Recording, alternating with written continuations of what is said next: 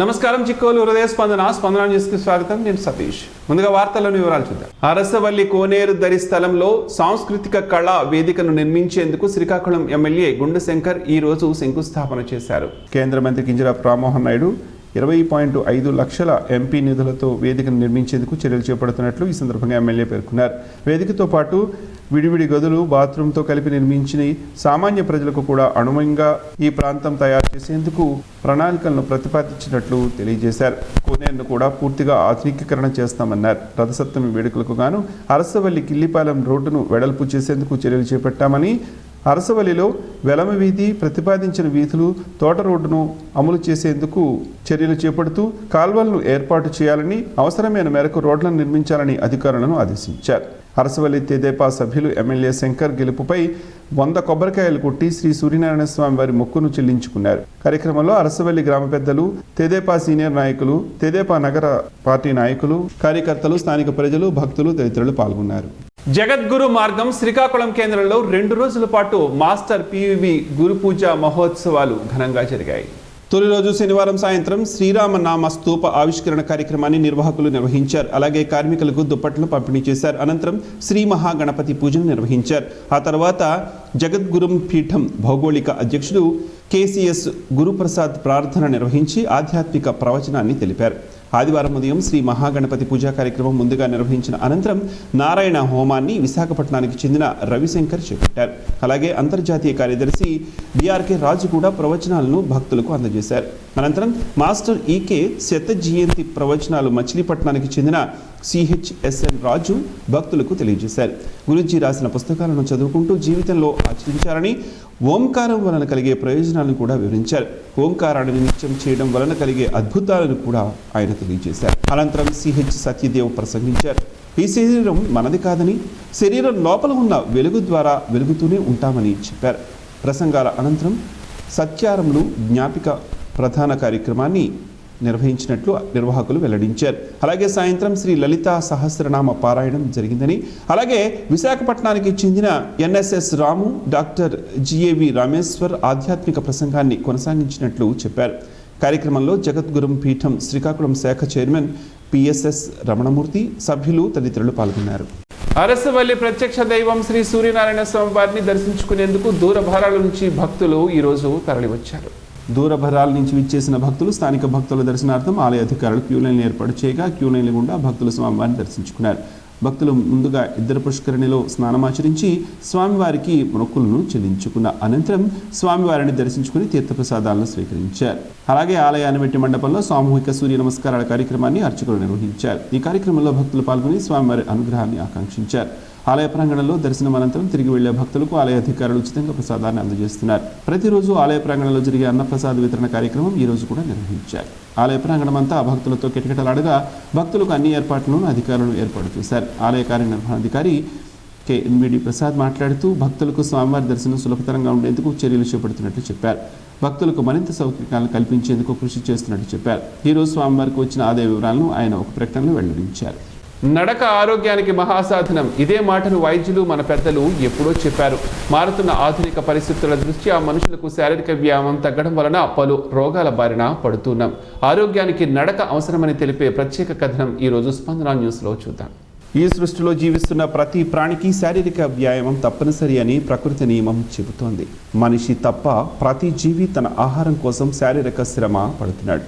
పుట్టినప్పటి నుంచి మరణించే వరకు ఆరోగ్యంగా ఉంటూ అప్పుడప్పుడు చిన్న చిన్న సమస్యలు వచ్చిన శరీరమే వాటిని నయం చేస్తూ సహజంగానే మరణించేవారు.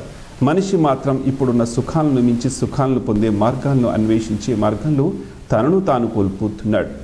ఆధునిక జీవితంలో వ్యాయామం లేకపోవటం వలనే పలు రోగాలకు ఈ శరీరం వేదిక అవుతోంది. దాని పరిణామ క్రమంలో మరణాలు సంభవిస్తున్నాయి. చిన్న వయస్సులో గుండెపోటు, ఊబకాయం ఇలాంటివి ఎన్నో రోగాలు తెలిసి తెలియనివి ఎన్నో ఉన్నాయి. పూర్వం రోజుల్లో మన తాత ముత్తాతల కాలంలో వారంతా ఆరోగ్యంగానే ఉండేవారు. ఏ పనికైనా నడిచి వెళ్ళేవారు, కష్టించి పనిచేసేవారు. శుభ్రంగా వాగుల్లో దొరికిన నీరైనా చక్కగా కడుపు నిండా తాగేవారు. రాత్రి సరైన వేళకు నిద్రించేవారు. మరలా ఉదయాన వేకువజామున నిద్రలేచి వారి వారి పనుల్లో నిమగ్నం అయ్యేవారు. బంధుమిత్రులతో కూడా కాలక్షేపం చేసేవారు. అంతకన్నా ముందు దైవ కార్యక్రమాలు, అలాగే దాన కార్యక్రమాలు కూడా చేసేవారు. ఇప్పుడు అవన్నీ ఉన్నాయో లేదో మనకు మనం ప్రశ్నించుకోవాల్సిందే.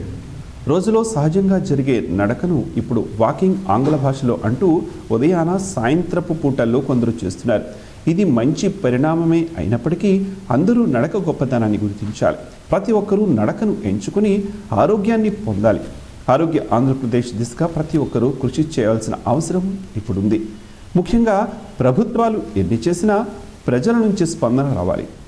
అందులో భాగంగా ప్రజాప్రతినిధులు, స్వచ్ఛంద సంస్థలు కూడా నడక ప్రాముఖ్యతను వివరించడంతో పాటు నడక పోటీలను నిర్వహించడం, వారికి బహుమతులను ప్రదానం చేయటం, వీటికి నిధుల కోసం ప్రభుత్వాన్ని కోరటం వంటి పనులు కూడా మనం చేయవచ్చు. మరి ముఖ్యంగా అనారోగ్యం బారిన పడిన వారికి మందుల రూపంలో ప్రభుత్వాలు అలాగే వ్యక్తిగతంగా ఎంతో ఖర్చు చేస్తూ ఉంటారు. ఇలాంటి ఖర్చులను నివారించేందుకు ముందుగా ఆరోగ్యాన్ని కాపాడుకోవడంతో నిధుల కొంతమేర తగ్గుతాయి. వాకింగ్ ట్రాక్లను ప్రభుత్వం కొన్ని చోట్ల ఏర్పాటు చేస్తున్న విషయం తెలిసిందే. వీటి వలన పౌరులకు ఆరోగ్యం ప్రాప్తిస్తుంది, అనారోగ్య సమస్యలు రావని, ఏటా మందుల కోసం కోట్ల రూపాయలు ప్రభుత్వం ఖర్చు చేస్తోందని గణాంకాల ద్వారా తెలుస్తోంది. అయితే మానవులు ఆరోగ్యానికి ప్రత్యేక శ్రద్ధ వహించి ముందస్తు చర్యలకు ఉపక్రమించాలి. మన ఆరోగ్యం కోసం పరితపిస్తున్నట్లే భూమి తన ఆరోగ్యానికి కూడా కృషి చేయవలసిన అవసరం అంతరమైన ఉంది. పాలిథిన్, సింగిల్ యూజ్ ప్లాస్టిక్ను వాడకుండా ఎవరికి వారే నిషేధించుకోవడంతో పాటు మొక్కలను విరివిగా పెంచుతూ వాటిని సంరక్షించుకోవడం చేస్తే మరో 5 ఏళ్లతో అద్భుతమైన ఆంధ్రప్రదేశ్గా మనం చూడవచ్చు.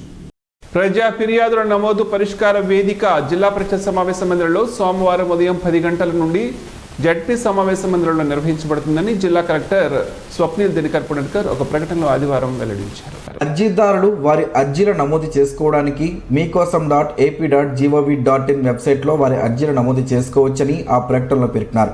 అర్జీదారుల అర్జీల నమోదైన అర్జీల గురించి, వాటి స్థితి, దానికి సంబంధించి సమాచారం గురించి తెలుసుకోవాలంటే 1100కి నేరుగా కాల్ చేయవచ్చని వివరించారు. అర్జీదారులు గమనించి నేడు నిర్వహించే ప్రజా ఫిర్యాదుల నమోదు పరిష్కార వేదికను సద్వినియోగం చేసుకోవాలని కోరారు. టెక్కలి పరిధిలో ఇటీవల చోటు చేసుకుంటున్న వరుస దొంగతనాల కేసులను టెక్కలి పోలీసులు విజయవంతంగా ఛేదించారు. కేసుకు సంబంధించిన వివరాలను మీడియాకు టెక్కలి సిఐ ఏ విజయ్ కుమార్ శనివారం సాయంత్రం వెల్లడించారు. నిందితుడు బెనియా జగబంధు పోతురాజు లను మెళియాపుట్టి ఫ్లైఓవర్ సమీపంలో గుర్తించి అరెస్టు చేసినట్టు చెప్పారు. అతని వద్ద ఉన్న మొత్తం 78.205 గ్రాముల బంగారు ఆభరణాలు, 38 గ్రాముల వెండి ఆభరణాలు, 10,000 రూపాయల నగదును స్వాధీనం చేసుకున్నట్లు తెలిపారు. నిందితుడిని కోర్టులో హాజరుపరిచి రిమాండ్కు పంపించినట్లు, కేసులపై దర్యాప్తు కొనసాగుతోందని సిఐ తెలిపారు.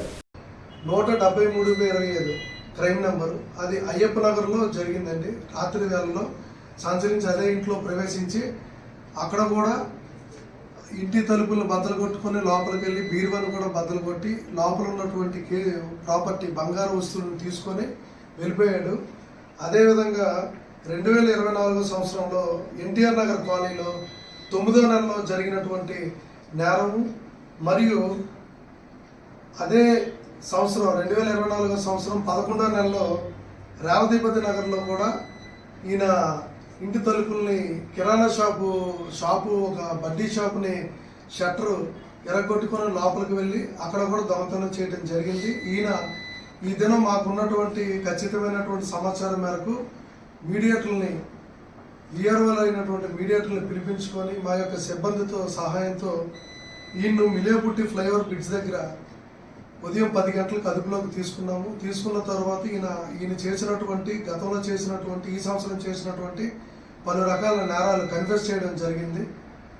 అనంతరం ఈయన దగ్గర నుండి వస్తువులను మధ్యవర్తుల సమక్షంలో స్వాధీనపరుచుకొని జ్యుడిషియల్ రిమాండ్కు తరలించడం జరుగుతుంది. రాష్ట్ర ప్రభుత్వం ఎన్నికలకు ముందు జిల్లాకి ఇచ్చిన వాగ్దానాలను ఎప్పటిలోగా అమలు చేస్తారని సిపిఎం పార్టీ రాష్ట్ర కార్యవర్గ సభ్యులు బి తులసీదాస్ ప్రభుత్వాన్ని డిమాండ్ చేశారు. స్థానిక సిపిఎం కార్యాలయంలో జరిగిన సిపిఎం పార్టీ జిల్లా విస్తృత స్థాయి సమావేశంలో ఆయన మాట్లాడుతూ జిల్లాలో ఐటీడీఏ ఏర్పాటు చేస్తామని, పెండింగ్ ప్రాజెక్టులను పూర్తి చేసి చివరి భూముల వారికి నీరు అందజేస్తామని, జీడికి గిట్టుబాటు ధర కల్పించి జీడి బోర్డును ఏర్పాటు చేస్తామని, వంశధార నిర్వాసితులకు ప్రత్యేక ప్యాకేజీ ఇస్తామని ఇచ్చిన హామీలను రాష్ట్ర ప్రభుత్వం నేటికి ఎందుకు అమలు చేయలేదని ప్రశ్నించారు. పెండింగ్లో ప్రాజెక్టులను నిధులకు కేటాయించకపోవడం వలన ఎక్కడి పనులు అక్కడే నిలిచిపోయాయి అన్నారు. డబుల్ ఇంజన్ సర్కారు అనే గొప్పలు చెప్పుకుంటున్న ప్రభుత్వం నేరేడు బ్యారేజీకి నోటిఫికేషన్ ఇచ్చి ఎందుకు పని ప్రారంభించడం లేదని కేంద్ర మంత్రిని ప్రశ్నించారు. నేరేడు బ్యారేజీ పూర్తి చేసి చివరి భూముల వరకు 2 పంటలకు జిల్లాలో నీరు ఇస్తే సస్యశ్యామలమవుతుందని ఆయన చెప్పారు. జిల్లాలో ఐటీడీఏ లేకపోవడంతో గిరిజనులు తీవ్ర అన్యాయానికి గురవుతున్నారని ఆవేదన వ్యక్తం చేశారు. సిపిఎం జిల్లా పార్టీ కార్యదర్శి డి గోవిందరావు మాట్లాడుతూ జిల్లాలో ధాన్యం కొనుగోలు ప్రభుత్వం సక్రమంగా చేపట్టకపోవడంతో రైతాంగం తీవ్ర దోపిడీకి గురవుతోందని ఆవేదన వ్యక్తం చేశారు. బస్తాకు 3 కేజీల నుంచి 5 కేజీల ధాన్యం అదనంగా తీసుకుంటున్నారని, అయినా ప్రభుత్వం నిమ్మకు నీరు ఎత్తినట్లు వ్యవహరిస్తోందని, బస్తా ఒక్క ఇంటికి రైతుల వద్ద నుండి 20 రూపాయల చొప్పున మిల్లర్లు వసూలు చేయడం దోపిడీకి పరాకాష్ట అని చెప్పారు. సిపిఎం పార్టీ జిల్లా కార్యవర్గ సభ్యులు పి తేజేశ్వరరావు అధ్యక్షతన జరిగిన సమావేశంలో సిపిఎం పార్టీ నాయకులు B Krishnamurthy, G Simhachalam, K Mohan Rao, K Nagamani, P Prasadarao, S Lakshminarayana తదితరులు పాల్గొన్నారు. దేశ రక్షణలో అసువులు బాసిన, విధి నిర్వహణలో గాయపడిన మాజీ సైనికులు, వారి కుటుంబాల సంక్షేమానికి ఉద్దేశించిన సాయుధ దళాల పతాక దినోత్సవాన్ని నిధికి ప్రతి ఒక్కరూ ఉదారంగా విరాళాలు అందించాలని వ్యవసాయ శాఖ మంత్రి కింజరాపు అచ్చెన్నాయుడు పిలుపునిచ్చారు. సాయుధ దళాల పతాక దినోత్సవాన్ని పురస్కరించుకుని శనివారం జిల్లా పరిషత్లో జరిగిన కార్యక్రమంలో ఆయన ముందుగా నిధికి విరాళం అందజేసి కార్యక్రమాన్ని ప్రారంభించారు. జిల్లా కలెక్టర్ స్వప్నేల్ దినకర్ పుణ్యత్కర్ మాట్లాడుతూ పౌరులు, వ్యాపారవేత్తలు, పారిశ్రామికవేత్తలు ఈ మహత్తర కార్యక్రమానికి పెద్ద మనస్సుతో సహకరించాలని కోరారు. రక్షణకు పాటుపడిన వీరుల పట్ల కృతజ్ఞతగా వారి కుటుంబాల కోసం విరాళాలు ఇవ్వటం మన సామాజిక బాధ్యత అని చెప్పారు. ఈ సందర్భంగా Amadalavalasa MLA Kuna Ravikumar, Srikakulam MLA Gundushankar, Palasa MLA Gouthu Sirisha కూడా పతాక దినోత్సవ నిధికి తమ వంతు విరాళాలను అందజేశారు. ఈ కార్యక్రమంలో జిల్లా సైనిక సంక్షేమ అధికారి శైలజ, సిబ్బంది ఈశ్వర్రావు, సుధాకర్, ఎన్సీసీ అధికారులు, జేఏసీ యూనియన్ సభ్యులు ఎస్ఎన్ మూర్తి, అమ్మాజీరావు, సనపల రామారావు, మల్లేశ్వరరావు, మోహన్ రావు తదితరులు పాల్గొన్నారు. శ్రీకాకుళం నగరంలోని ఓ ప్రైవేట్ కళాశాలలో తెలుగు రచయితల వేదిక 111వ నెల సాహితీ సమ్మేళనాన్ని ఆదివారం ఘనంగా నిర్వహించారు. ముఖ్య అతిథిగా పాల్గొన్న శాంతినికేతన్ కళాశాల డైరెక్టర్ సురంగి మోహన్ రావు మాట్లాడుతూ కవులు సమాజ హిత రచనల ద్వారా ప్రజా చైతన్యం తీసుకురావాలని పిలుపునిచ్చారు. విశిష్ట అతిథిగా పాల్గొన్న పూర్వపు జిల్లా విద్యాశాఖ అధికారి బలివాడ మల్లేశ్వరరావు మాట్లాడుతూ సమాజ మార్గదర్శకునిగా కవి పాత్ర చాలా కీలకమైనదని, తెరవేలో రాష్ట్ర, జాతీయ స్థాయిలో గుర్తింపు పొందిన కవులు ఉండటం అభినందనీయమని కొనియాడారు. సంస్థ చేపడుతున్న కార్యక్రమాల్లో ప్రధాన కార్యదర్శి రఘుపాత్రని వెంకట రమణమూర్తి వివరించారు.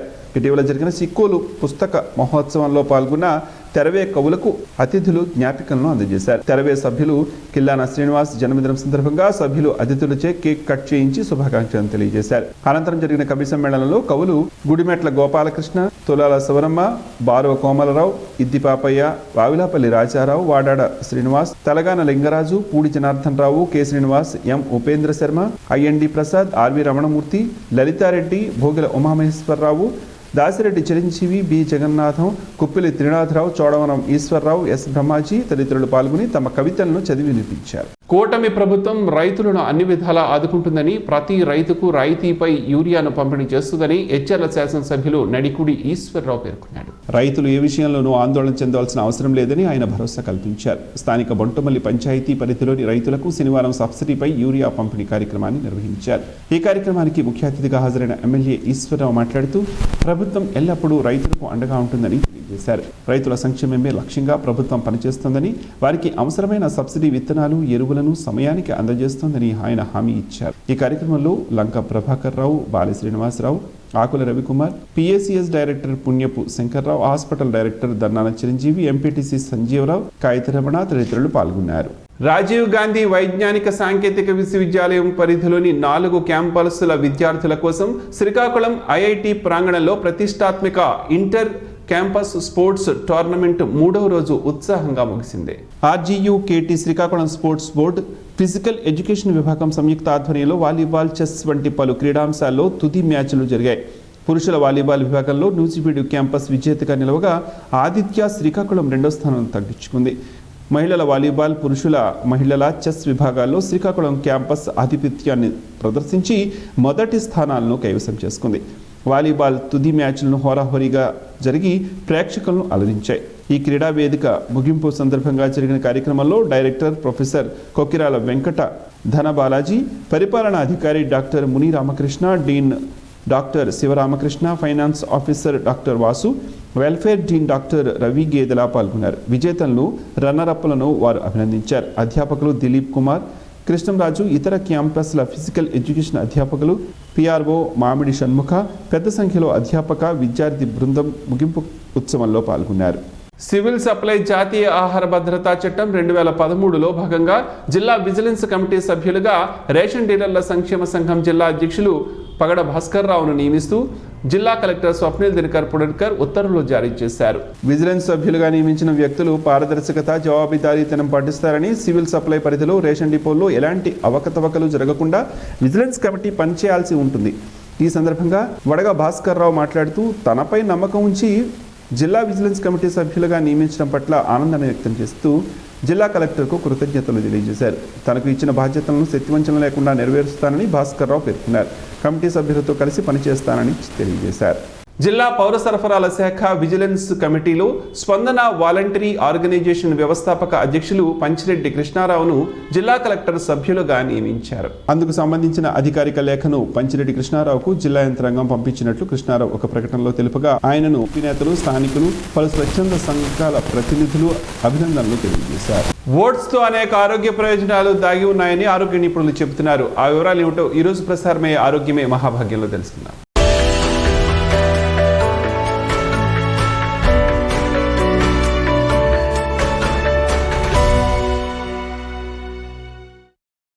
ఓట్స్ ఒక రకమైన పల్స్. దీని శాస్త్రీయ నామం అవేనా సాటివా. ఇది పొయాసీ కుటుంబానికి చెందినది. ఉదయం అల్పాహారంలో దీన్ని తీసుకుంటే మీరు చాలా ఆరోగ్యవంతమైన ప్రయోజనాలను పొందవచ్చు. మీరు కూడా అనేక వ్యాధుల నుంచి దూరంగా ఉంటారు. ఓట్స్ వలన కలిగే ఫైబర్ నుంచి మూలం. ఇది గ్లైసెమిక్ ప్రభావాన్ని తగ్గించడానికి, ఇన్సులిన్ ప్రభావాన్ని సక్రియం చేయడానికి పనిచేస్తుంది. ఇది రక్తంలో చక్కెర మొత్తాన్ని సమతుల్యం చేయడంలో సహాయపడుతుంది. కాబట్టి ఇది డయాబెటిక్ రోగులకు ప్రయోజనకరంగా ఉంటుంది. ఓట్స్ తీసుకోవడం వలన గుండె జబ్బులు, కొలెస్ట్రాల్ సమస్యలను తొలగించడంలో సహాయపడుతుంది. ఓట్స్లో ఉండే ఫైబర్ కొలెస్ట్రాల్ను తగ్గించడానికి కూడా పనిచేస్తుందని ఒక అధ్యయనం కనుగొంది. ఇది గుండె సమస్యలను దూరంగా ఉంచుతుంది. ఓట్స్ వాడకం అధిక రక్తపోటు సమస్యను తొలగించడంలో సహాయపడుతుంది. ఇది కరిగే ఫైబర్ కలిగి ఉంటుంది. ఇది రక్తపోటు ఉన్న రోగులలో పిస్టోలిక్, డయాస్టోలిక్ రక్తపోటును తగ్గిస్తుంది. దీనితో అధిక రక్తపోటు ప్రమాదాన్ని దూరంగా ఉంచవచ్చు. ఓట్స్ తినడం ద్వారా మలబద్ధకాన్ని అధిగమించవచ్చు. ఓట్స్లో లభించే ఫైబర్ ఈ సమస్య నుంచి బయటపడడానికి సహాయపడుతుంది.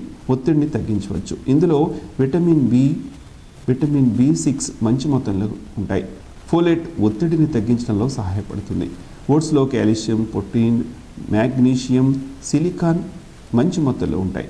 ఇవి ఎముకలకు మేలు చేస్తాయి. ఓట్స్లో విటమిన్లు, ఖనిజాలు, ఫైబర్ అధికంగా ఉంటాయి. ఇవి శరీరాన్ని ఎక్కువసేపు అలసిపోయేలా చేయవు. మొటిమలను తొలగించడానికి ఓట్స్ వాడకం ప్రయోజనకరంగా ఉంటుంది. Oats antioxidant, anti inflammatory లక్షణాలను కలిగి ఉంటుంది.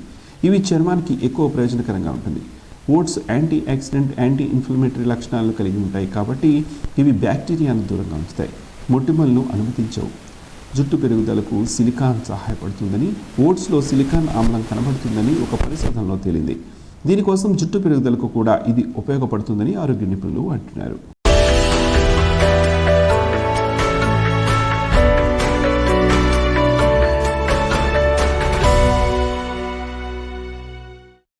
ఈ వార్తల్లో మంచి మాటలు విందాం, ఆచరిద్దాం. స్ఫూర్తిని కలిగించే మహనీయుల మాటల నుంచి ఈరోజు.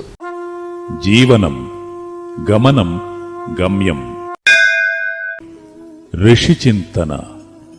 అణచివేత బుద్ధిమంతుడిని పిచ్చివాడిగా చేస్తుంది. అహంకారం తపస్వీలను వెర్రివాళ్లుగా చూపిస్తుంది. ఒక చెయ్యి స్వీకరణ, మరో చెయ్యి విశ్వాసం. ఆ రెండూ కలిపితే నమస్కారం అగును.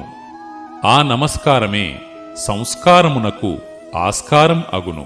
ఓం శ్రీ గాయత్ర్యై నమః. ఈ వార్తలు ఇంతటితో సమాప్తం. చూస్తూనే ఉండండి స్పందన న్యూస్, మీ మాటే మా బాట. స్పందన టీవీ ప్రేక్షకుల కోసం స్పందన న్యూస్ని యూట్యూబ్లో అందుబాటులో ఉంచడమైంది. SDV స్పేస్ స్పందన అని టైప్ చేసి మీకు అనుకూలమైన సమయాల్లో న్యూస్ని వీక్షించవచ్చు.